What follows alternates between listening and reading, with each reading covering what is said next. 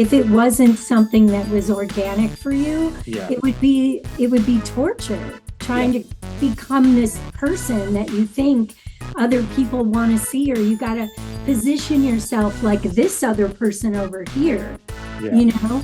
but it really is about finding your unique voice, because that's all we have. You're listening to What the Hell is Michael Jamin Talking About? Conversations in writing, art, and creativity. Today's episode is brought to you by my debut collection of true stories, A Paper Orchestra, available in print, ebook, and audiobook. To purchase and to support me and this podcast, please visit michaeljamin.com/book. And now, on with the show.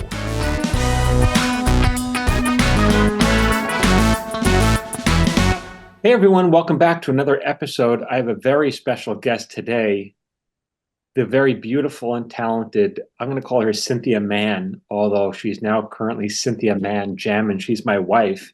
And Cynthia, I met years ago. I was a writer on a show called Just Shoot Me, and she was the guest star, and she was a working actor, and she worked on many shows, including she was recurring on Friends. She did, I don't know, 5 or so or 6 episodes on Friends, recurring on Veronica's Closet, Seinfeld, ER, Suddenly Susan, Will and Grace, all those shows of the 90s, all those must-see TV shows. She did like almost all of them. And now she is the director and producer of my one-man show, as well as the audiobook. So I thought we would, A Paper Orchestra. So she did all of that. So I thought we would talk to her about that and about her experience working in Hollywood, as well as directing and producing my audiobook for all of you people who aspire to do something similar. Hello, Cynthia.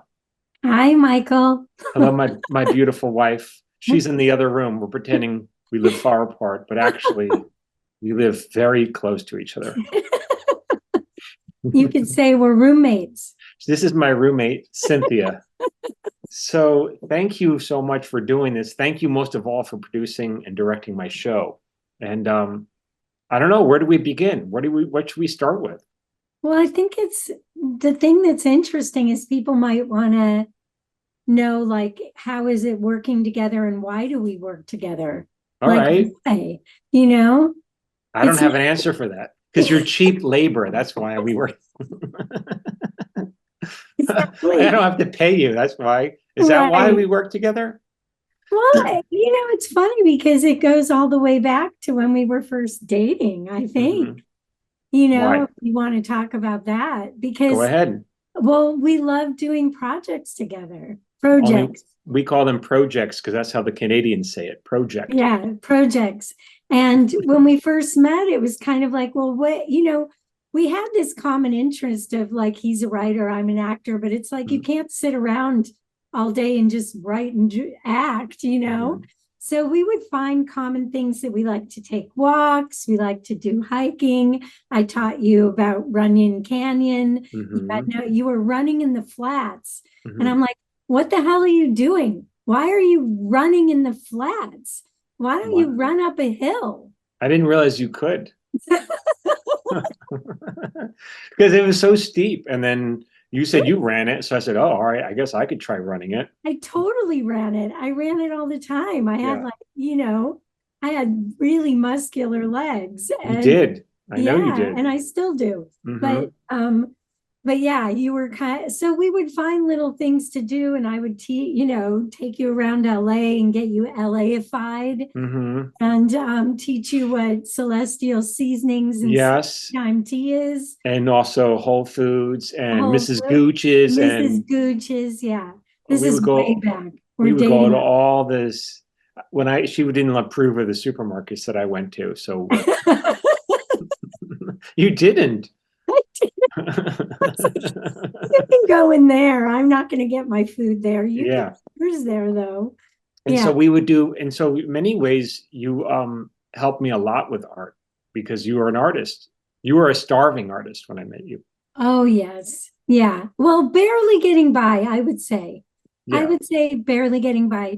I've had every survival job you can think of. I've done singing telegrams with the monkey that goes like this. Yeah. I've sold Mm. shoes, and I've waitressed, and I've done like a million survival jobs. So in my 30s, I finally started to get acting jobs. Like it took, and I was a professional dancer for a while, and didn't go to college right away. Uh, Only finished 2 years of it later in my 30s. When I met Michael, I was going to college and working and going on auditions and all of that. And when I met Michael, it was one of those crazy auditions where the casting director, Deb Borilski, who I'm forever grateful for, she brought me in just to the callback. She didn't even read me first because we had had a relationship, and she always appreciated my work and thought, oh, this is good for Cynthia. Let me just bring her in straight to the producers. And I remember Steve Levitan was there, probably Andy Gordon and Eileen, because it was their episode. Yep. And Eileen Kahn. And I got that job. She called me like the next day and just said, yeah, you got it. And I was like, oh, yay, I'm so excited. And they only booked me for 3 days. So when I went on the set, it was at Universal, because I didn't really know what Just Shoot Me was. It was a new show, and I don't think it was airing yet. It was just the first 6 episodes. Yeah. So nobody really knew what it was about or the tone or anything. And I just went in, did my scene, went home, prepared to come back the next day for shoot day, really. And you guys sent me a script at like 9 a.m. or something like that, and said, we rewrote your scene because we found a better way to write this scene. I don't know. You can tell me the behind the scenes of that, because I don't really know why you did that. I don't really remember why that was rewritten. It was a long time ago. I think it was maybe it just wasn't exciting enough or something, and you wanted the dialogue to be between me and Laura more. I don't remember. Instead of the roommate. And so you guys had me into the writer's room before, which is very unusual. Like you never really go into a writer's room to work out a scene. But because we were shooting it that day, and we had to go straight to the run through, and I think the network was going to be there, you didn't want to mess around. Yeah. And so you gave me notes, and we rehearsed it, and Laura was there, and the other scene partner, who I'm so sorry, I forgot his name. Chris, I want to say. Yeah, Chris. And then we just went and shot it, and then I shoot the scene at night, and I'm like, oh my God, this was so much fun, and it was great. And I'm like, all right, I'm gonna go. And who's standing right next to me as I'm walking off the set and kind of hanging back? And it was you. It was me. It was you. And then you said you wanted to marry me. I said, I don't even know you. I complimented your tie. That's right. And then you said I did a really nice job. And you I did. said, thank you. And then we were talking about, I think you said, so what do you like to do for fun or something like that? Yeah, we went. And I asked you that, and you said you swing dance. Yeah. And I had already been swing dancing at the Derby many, many times with my friend Brendan. Yep. And we would go and swing dance. So we took my knees went weak when you. That's right. I took. Yeah. It was either you or Brendan. I took you. So then, long story short, there was a couple of weeks that went by, and you called me and said, hi, this is Michael Jamin. And I said, I don't remember that name, but you're making it up because he has that name. And then you said, no, it's me. And I would like to take you out for coffee. And I said, I don't drink coffee. I drink tea. Yeah, we had tea instead. That's okay. Huh? Yeah, right. And then I remember this, Michael, on our first date, I hung back in my car because I think I saw you walk in. I'm like, I got to be a little late. I got to make him wait for me a little bit. So I made you wait just a little bit. And then I go in and the woman comes and says, so do you want like a chocolate chip or oatmeal cookie, Highland Grounds? Right. And it's not there anymore, I don't think. And you took the longest time or figuring out what flavor you wanted. For Yeah. me, it was easy. It was chocolate chip. It was like, or peanut butter. That was the other Yeah. one. Yeah. And then I go, why did it take you so long to order the cookie? And you go, because I wasn't sure if there was anything to be gained by lying. Yeah. I was trying to impress you with the choice of cookies. Weirdest thing anyone said to me. Yeah. That you cared enough about the cookie choice Yeah. is crazy. Yeah. And then we've been together ever since. We've been together ever since. And to go back to the projects, we started with tiling a table that now our daughter has at her college apartment. And that was our first project. And then we decided to have kids. And that was our second project. Yeah. And then I started my business, Twirly Girl, which I ran for 15 years. Still going, but not as big. And you helped me with that. You wrote all my commercials and did all of that. And then you wrote a book. And then I'm helping you with that. So I think it's like, I think we're better when we're working together. Honestly. Yeah. I do. I think it's bad. Like when I was doing Twirly Girl and you were working as a writer and all of that, we never really connected on any kind of common ground aside from the kids. Because you were always doing your thing, I was doing my thing. But then when you started to write the commercials, I think our relationship went to another level because it's like you're appreciating the other person for their gifts and what they bring to you, but it's also like you're helping me with something that really means a lot to me. Yeah. And it was like this back and forth that just felt so great. And I trusted you more than anyone, right? To put me in the best light. And I think that's the same with you trusting me with your words, because I care about them and I want to present you in the best light. And I'll work tirelessly to get it right. And you have, because you produced the audiobook and you had to learn how to do all that. Yeah. What do you have to tell people? What do you have to share? What wisdom can you share with people on starting something like this?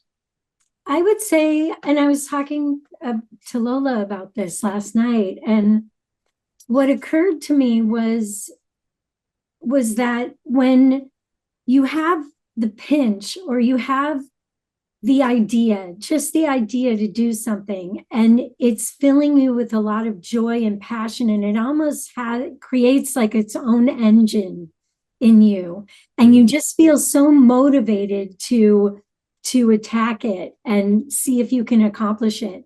It almost doesn't matter if anybody else likes it, because it's something you need to do. And I felt that way with my business. I remember creating these dresses and going, I know they're special. I know they are so special. And the icing on the cake is that other people love them, but that's not why I'm doing it. I'm doing it because I need to do it.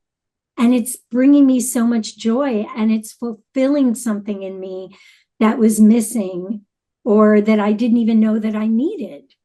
And it brought me so much that more than I could have ever thought, oh, I'm going to make dresses because it's going to give me a sense of self. It's going to fire that entrepreneurial spirit. It's going to make me feel connected to those around me. I'm going to share my story about it. Like, I couldn't have thought that. I just followed the desire to make something. And then all these things kind of cascaded. And that's what I'm telling you. Like, that's how I feel about the audiobook. Like, when you said, all right, you're going to direct and you're also going to edit it and you're going to do all these things, I'm like, I don't know how to do pretty much, I knew how to direct because of the acting background, but I didn't know how to do an audiobook. We didn't know how we wanted this to, come into the world and what it would look like. But I felt that desire, that same joy to just achieve this. And we love it. And we know we did an amazing job. And the fact that it's resonating with other people is icing on the cake, because we couldn't not do it. It was, yeah. So, but you still had to learn a lot of skills to do that. well, I had to learn, I'm one of those people that loves learning by doing. Like if you were to, you would tell me like, watch the videos on how to do it. And I was like, this is not going to go anywhere for me, because I'm not going to retain it unless I need it. If I need to know how to do something, then I'm going to learn it. So I learned by doing it. And that process is so exciting to me, because I know that I'm also growing as a person if I can accomplish something really hard that I don't think I know how to do or have never done before. So that challenge is also really gratifying for me. And now there's the next challenge, which is taking it on the road. Yeah, and we have no clue how to do that either. Yeah, we'll figure it out, I guess. We'll just make it happen. Yeah. It's really just about putting your energy into something and then watching as things start falling into place. Exactly.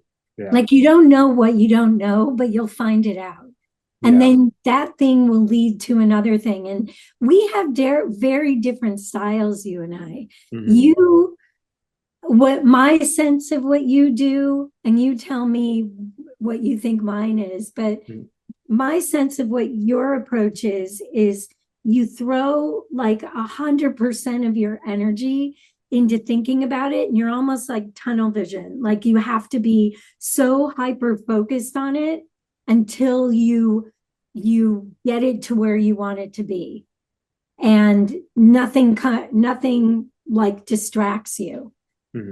What do you think my style is? I'm just kidding. I don't know. I have that right about I'm not really sure. I guess so. I'm not really sure. I guess I work on it until I'm done. Yeah, but it's like you have this hyper focus about it.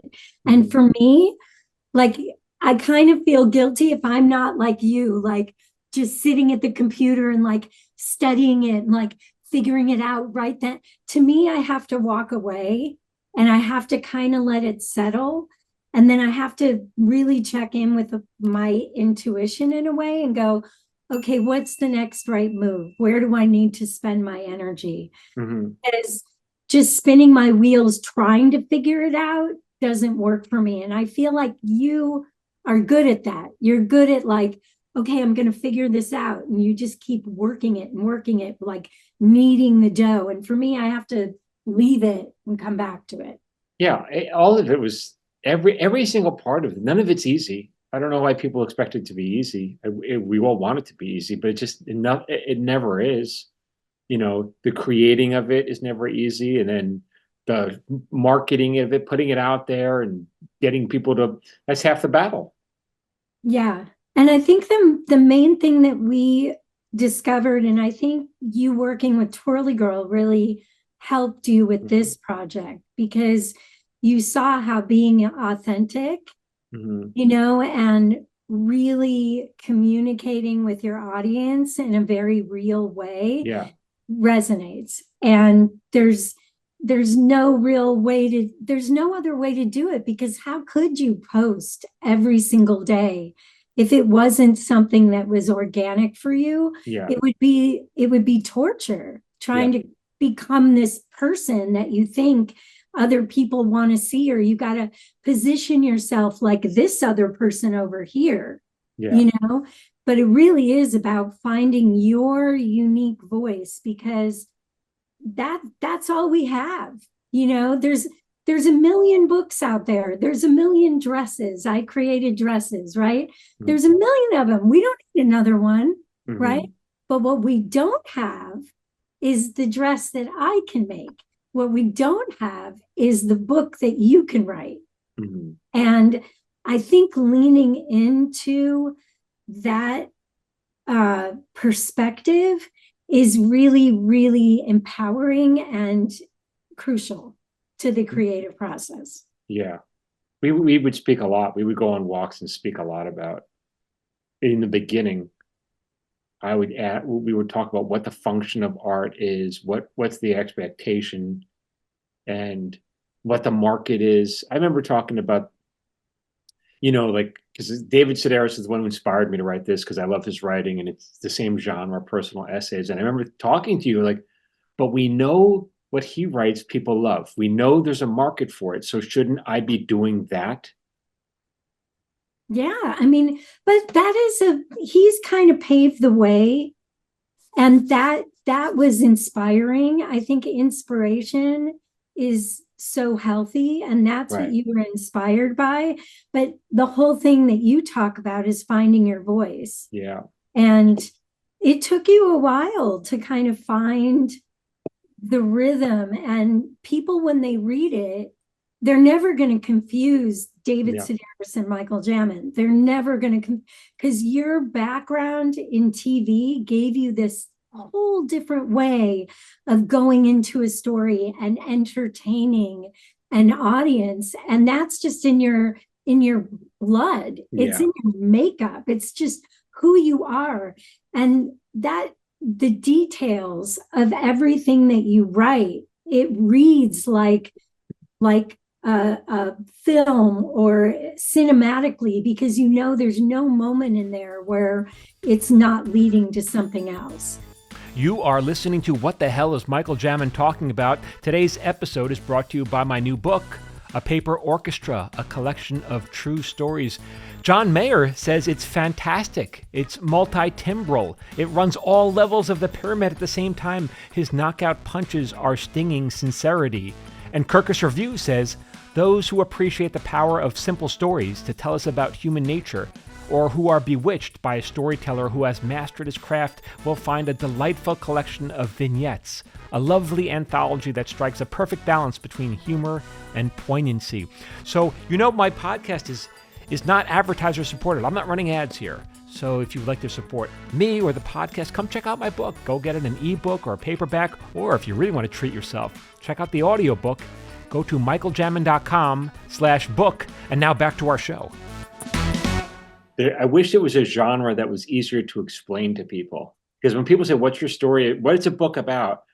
I have to try to explain, well, it's personal essays, but it's not an essay. Essay sounds like homework. Yeah. It's not a memoir because I'm not important like that. It's my memoir. Yeah. They're stories, but they're true. But what is that like? It'd be just so much easier if I could say, well, it's YA fantasy or something. And people go, oh, okay, I know what young adult fantasy is, but it's not that. And so that's part of the uphill struggle that we have, is like explaining to people, like getting people to understand enough just to take a chance and read it. But I think, letting people catch up to what is what's important. What it is important, because you're assuming that you have to like spell it out for people. And I'll equate it again to Twirly Girl. The dresses I made were so hard to explain, remember? Mm-hmm. And we were like, but it's not this, it's more like fantasy, but you can wear it every day. And I had about 5,000 different taglines because I couldn't communicate it. And then finally you came up with the most amazing explanation of what it was after probably about 8 years of doing it, which was what? Well, what was it? You could say it. You could say it. Well, it's we don't create dresses, we create your favorite childhood memory. Happy childhood. We're creating happy memories. Happy this childhood dress memories. Isn't just a dress. Yeah. You got it wrong. We create happy childhood memories. That's right. What it was. Happy childhood. Well, I've had a year doing the audiobook, so girls in the distance. Yeah. There. But that was another thing, because I remember we saw a wonderful special by this guy named Derek Delgadio called In and of Itself. It's a wonderful, it was on Hulu. It was like a one-time special, basically, like hour long or something. Well, it started as a stage play. It started as a stage Yeah. play, but when I tell people when I try to describe what it's about, it's almost impossible to describe. And that's part of the problem. It's hard. Like, it was such a uniquely wonderful experience, but it's impossible to tell people to describe it because it's its own thing. Yeah, I mean, but you would say it's a one-man show and a very unique experience. Yeah, but there's magic and it's participation and but it's not magic. It's something else. It's not a magic show. So it's not a magic show. So it's really hard to putting something in a box makes it easier to sell because people can understand what the box is. And I feel like that's part of the struggle I have with a paper orchestra, which is, and everyone who reads it, they love it, but they still don't understand kind of what it is until they actually read it. But see, I think what you have on the cover is perfect. It's true stories about the smallest moments that you sometimes forget. You know, what if the smallest moments were the ones that meant the most? So that says everything to me. That's all I need to know. That's what the book is. It's just about, hey, here's a small moment in life where I point out which easily you could have forgotten about because it's so small. And it turns out if you look back at that moment, everything changed because of it. And I love that you talk about the fact that it's really not about, you have to have these catastrophic or monumental things happen to you to be a changed person. Most of us don't have those, huge moments. And that's what's so tender and intimate about it and relatable because you aren't you didn't come from a, unusual background. You're pretty average with, child of divorce. That's kind of average for our generation too. Yeah. So those are the kind of stories that I tell. And I said before, I really don't think the stories are my stories. The details are mine, but I'm really trying to tell your story. But maybe you haven't figured out how to do that. But I do that because I'm a writer, so I know how to do that. So, yeah.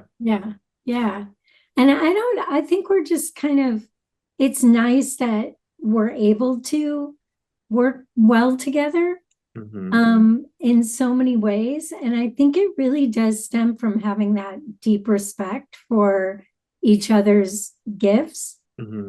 And we're able to really be very upfront with each other when we don't like something or when we question it. And I'm not married to my way, doing it my way. I'm really looking at the bigger picture.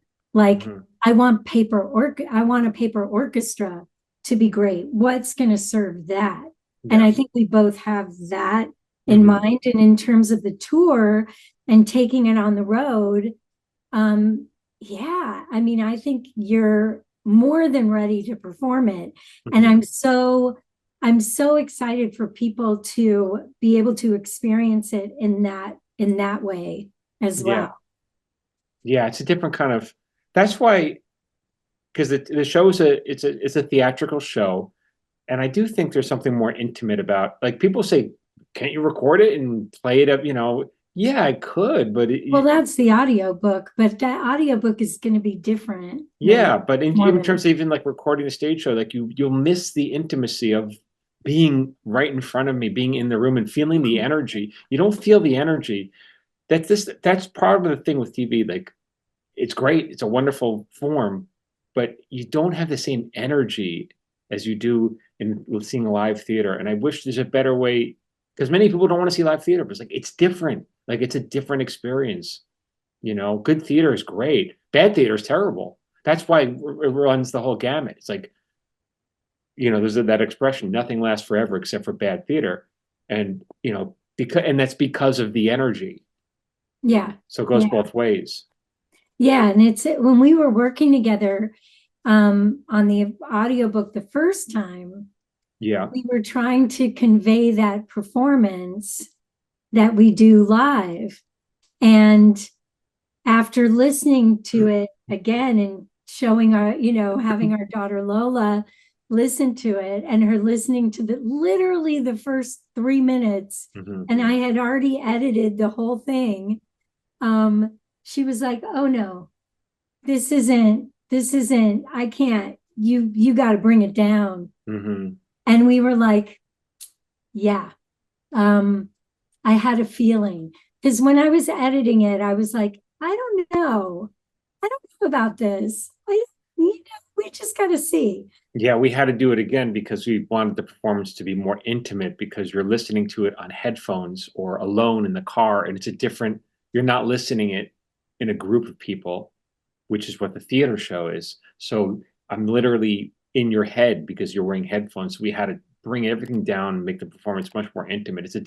And we'll have to see how that affects my next performance with my live show. They're totally different. I know. Totally. Yeah, it's a whole, but see, when you say like we had to bring it down, I don't like saying it like that, because it makes it sound like it's sleepy. No. And it's not.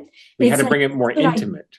Yeah, but it's like, I really wanted, it's more like you contained the energy. Like we took this kind of energy that needs to project out, and we harnessed it and like shoved it into a little like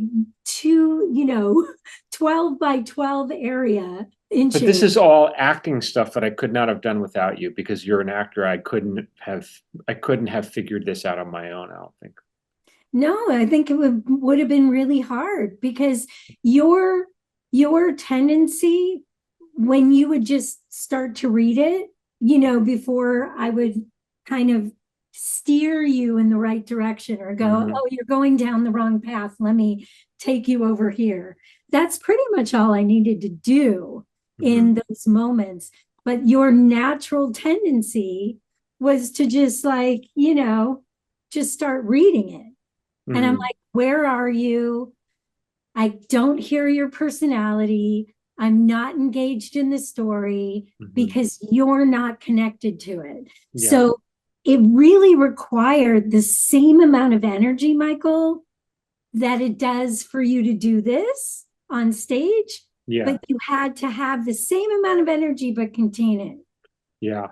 And that was, I mean, there's a whole different art to it, because I'm not an actor. So I had to learn how to perform it.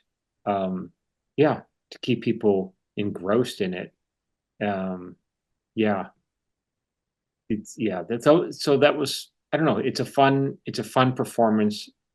We want to travel because this is what we want to do next. We want to travel together and put it up and continue. So if anyone wants to come see it, you can go to michaeljamin.com/upcoming and enter your city, and then we'll let you know when we get to your city. We're figuring out this is the next thing we're figuring out, how to actually make it happen, so we can do this effectively, bring it to people's, bring the theater, because it's a whole, again, people will say to me, can you sell it as a TV? Maybe it could be a TV show, and maybe it could be a movie. I'm always thinking about, why can't it just be a book? Why can't it be an audiobook? Why can't it be a theatrical show? Like, as if TV or movies is somehow better than the experience that we're creating now. I don't think it is. And I work in television and film. I don't think it's better. I think there's a betterness to what we have.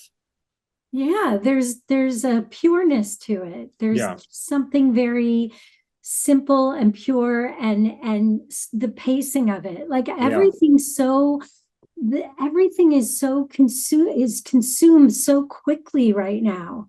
And it's almost too much. It's just too much. And what this does is it helps us to slow down. Yeah. There's a power in the pause. There's so much energy that you can portray. Like, this is something that took me a while to have confidence to do, but because you can act, you're talking, you're saying, you're doing the whole dog and pony show. But in leaving that pause and saying nothing, there's almost like there's this anticipation and the audience is just waiting for it. And it's like a loaded gun. Yeah, I know. don't like that analogy, but What is it?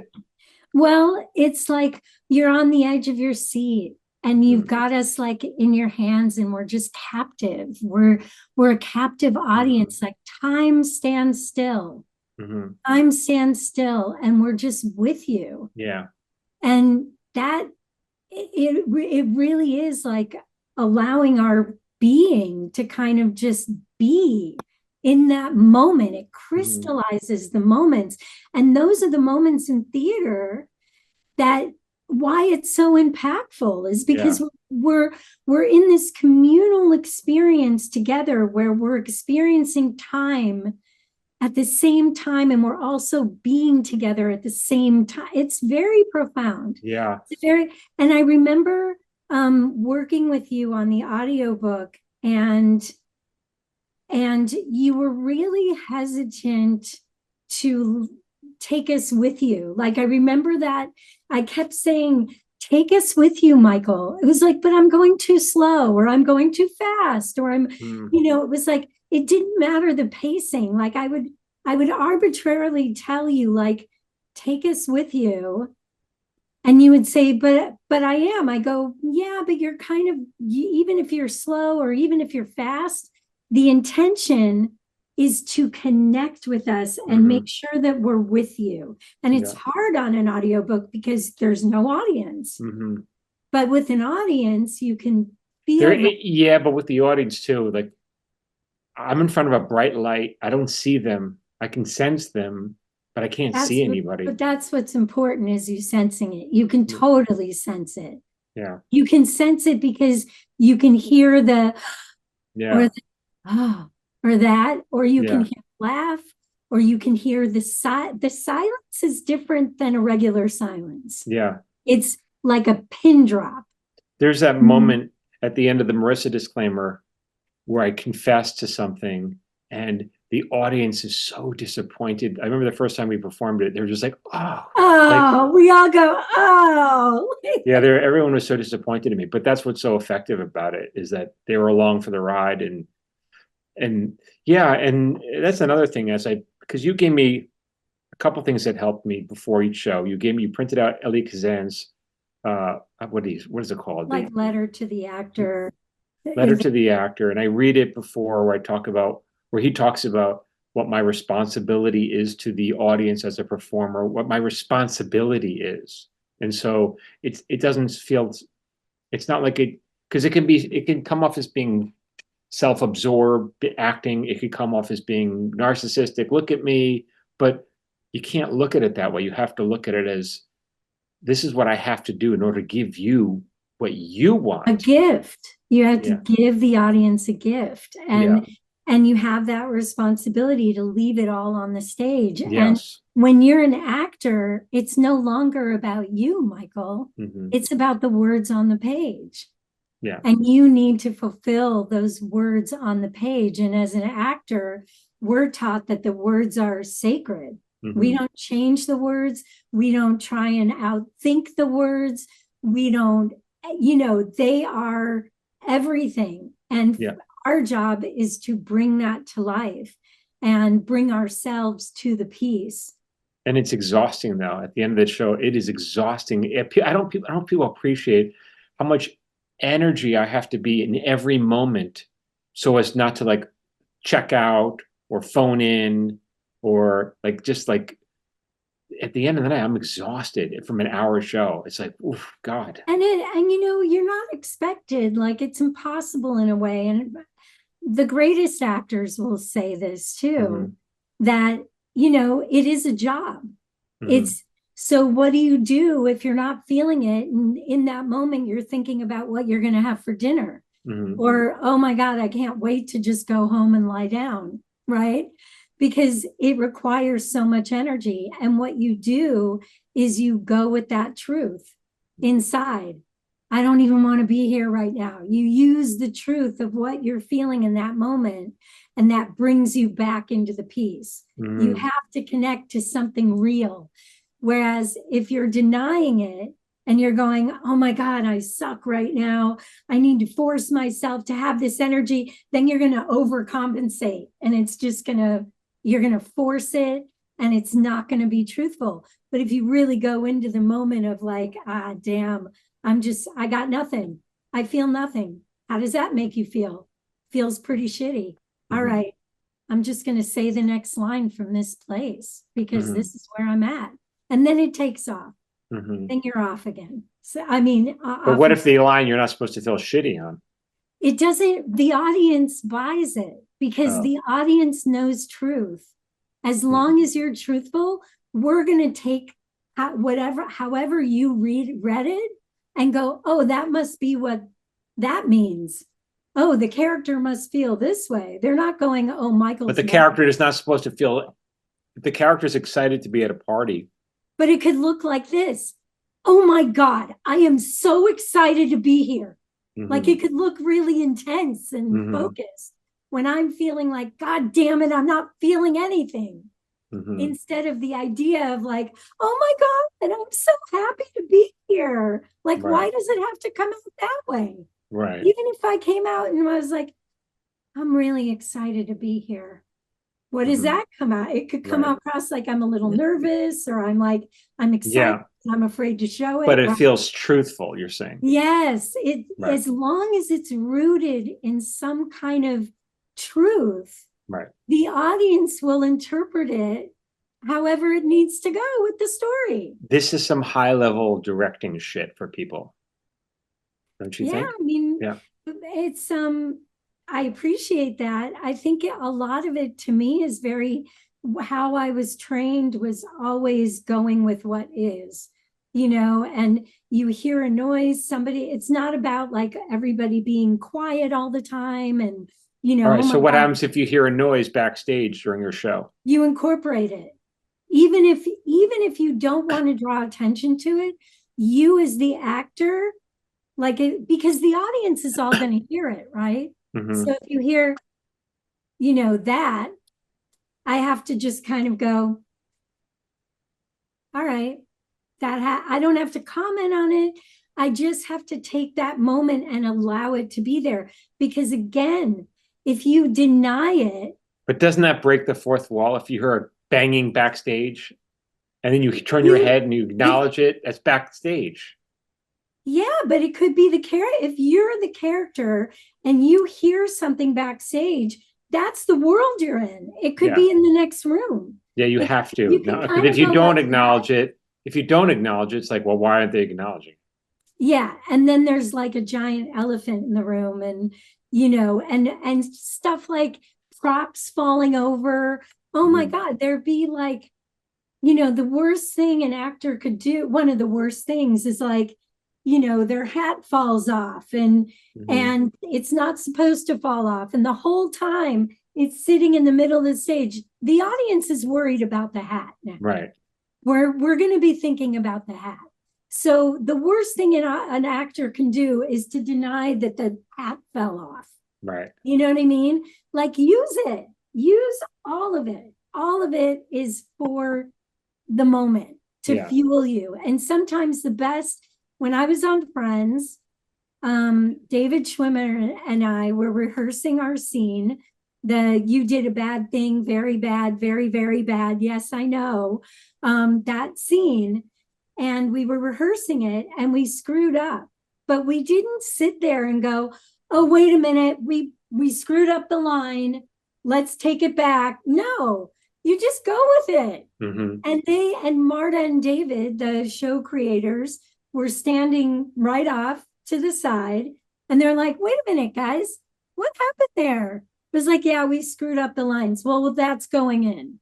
We're going to do it that way now. Yeah. And so the happy accidents are when you don't plan it. Yeah. And you're going with it.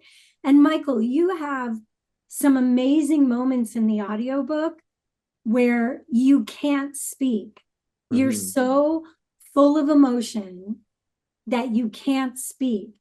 And I've listened to it a number of times in my car, and my heart goes into my throat because I can't see you And a lot of times I don't remember. It always catches me by surprise that that moment is happening. And I think, oh my God, did the audio track like drop out? And then because there's such a stillness, and then all of a sudden you come back in and your next line is just you can barely even talk. And that resonates through the friggin' speaker. We're not even seeing you. That's how powerful our emotion is if we just allow it to take us and to trust it.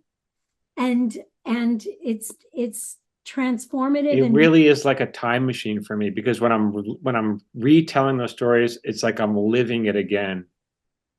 And people, the funny thing is, people after that show, when I do this, some of those stories, people are worried about me, you know?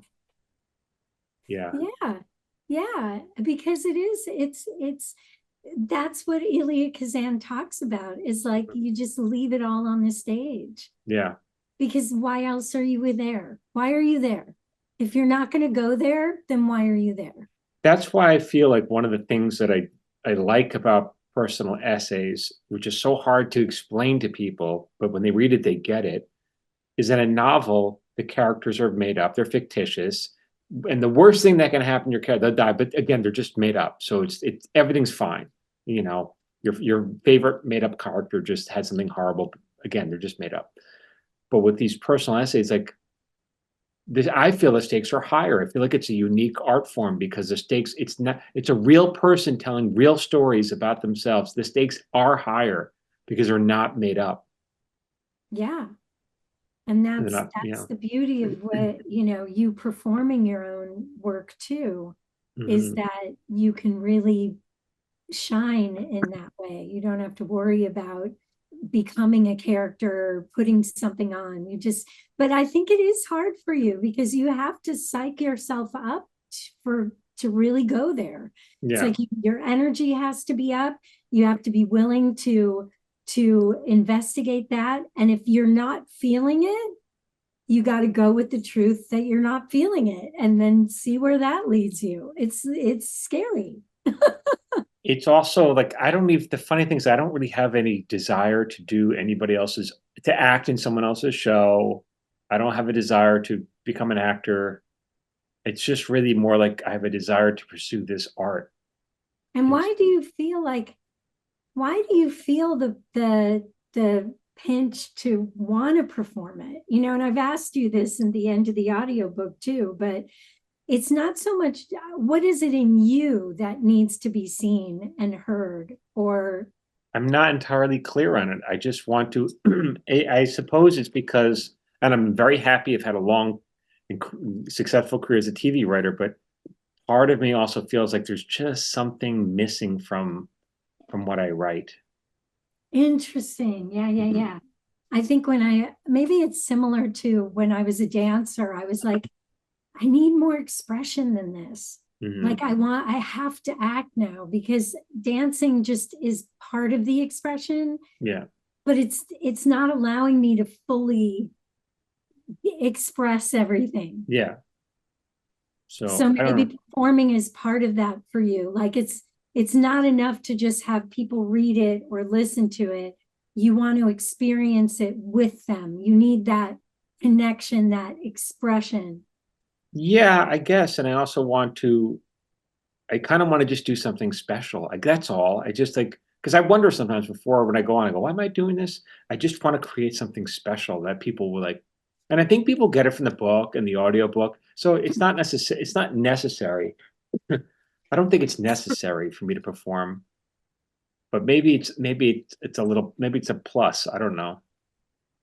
Yeah, I think more will be revealed, as they say. You'll see why. And that's another thing about following those creative impulses. I know because I have this hindsight with Twirly Girl after doing it for 15 years, I can honestly look back and say that I would have never expected to have experienced what I experienced in the way that all the gifts that it brought me, there's no way I could have predicted that. And I think it's the same thing here. You just don't know where it's going to lead you, Yeah.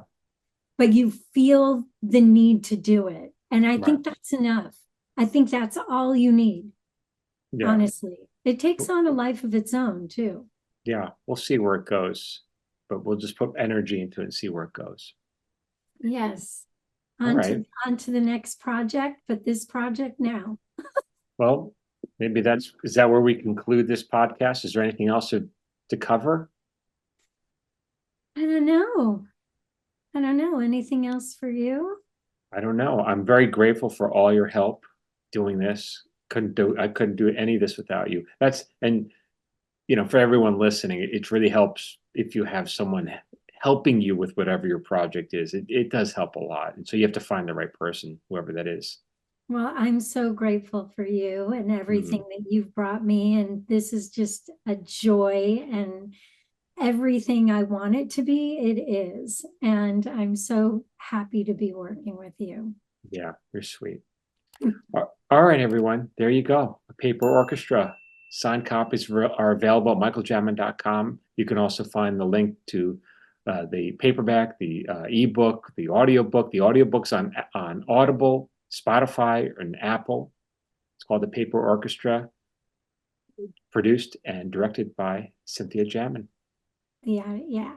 But here's the thing, guys. If you want to see him in person, we would love to meet you. So keep in touch with us.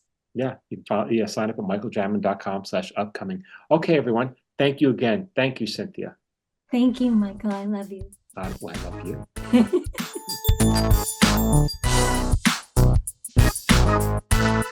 Wow, I did it again. Another fantastic episode of What the Hell is Michael Jamin Talking About? How do I do it week after week? Well, I don't do it with advertiser-supported money. I tell you how I do it. I do it with my book. If you'd like to support the show, if you'd like to support me, go check out my new book, A Paper Orchestra. It asks the question, what if it's the smallest, almost forgotten moments that are the ones that shape us most?